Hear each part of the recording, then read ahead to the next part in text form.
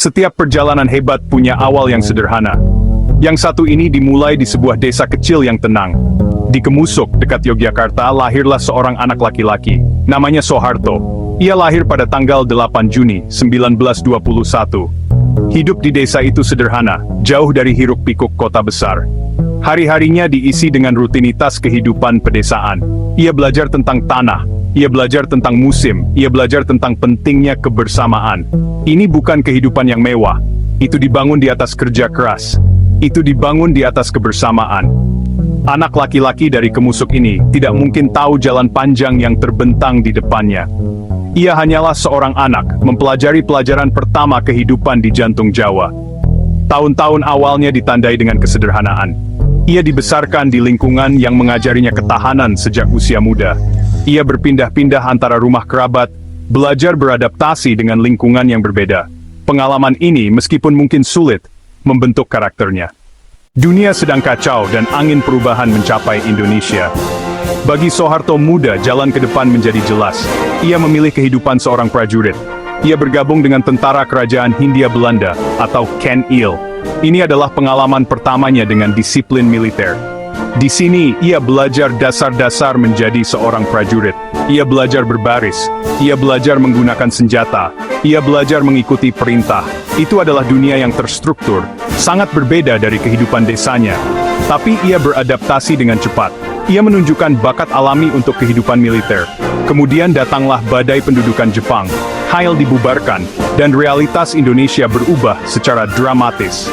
Soeharto, seperti banyak rekannya, menghadapi pilihan sulit. Ia memilih untuk melanjutkan jalur militernya, bergabung dengan PETA yang disponsori Jepang. Proklamasi kemerdekaan hanyalah permulaan. Perjuangan sebenarnya adalah Revolusi Nasional Indonesia, sebuah pertempuran untuk mempertahankan kebebasan itu dari pasukan kolonial yang kembali. Soeharto, yang kini menjadi perwira di militer Indonesia yang baru dibentuk, berada di jantung perjuangan. Ia tidak berada di kantor yang nyaman di ibu kota. Ia berada di garis depan, seorang komandan lapangan, memimpin pasukannya dalam perang gerilya. Kepemimpinannya diuji dalam pertempuran nyata. Ia merencanakan strategi, memimpin serangan, berjuang untuk mengamankan wilayah bagi Republik Muda.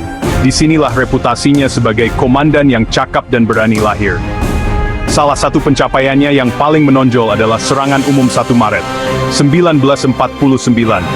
Operasi berani untuk merebut kembali Yogyakarta, ibu kota sementara. Soeharto sebagai arsitek kunci dan komandan lapangan. Keberhasilan besar secara militer. Keberhasilan besar secara psikologis. Menunjukkan kepada dunia bahwa Republik Indonesia masih berjuang. Pertengahan tahun 60-an, ya, adalah masa yang penuh gejolak bagi Indonesia. Bangsa ini menghadapi ketidakstabilan politik, krisis ekonomi, konflik ideologi. Situasinya tegang, semacam seperti Tong Mesiu yang menunggu percikan. Percikan itu datang pada malam 30 September 1965.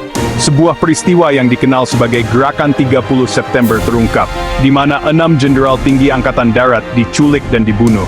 Bangsa ini terjerumus ke dalam kekacauan dan ketidakpastian. Pada saat krisis ini, Mayor Jenderal Soeharto, sebagai Komandan Cadangan Strategis, Kostrad, mengambil tindakan tegas. Dengan kepemimpinan Angkatan Darat yang hancur, ia melangkah untuk mengisi kekosongan. Ia bergerak cepat untuk mengaman Jakarta, mengambil kendali instalasi vital, mengambil kendali komunikasi. Ia mengordinasikan respons militer terhadap upaya kudeta. Tindakannya cepat dan tegas. Jalan panjang dan berliku dari Kemusuk ke Istana Negara, lebih dari sekadar catatan sejarah. Brave Time 0.5. Ini sungguh sebuah kisah tentang usaha manusia. Ini adalah bukti kekuatan ketekunan.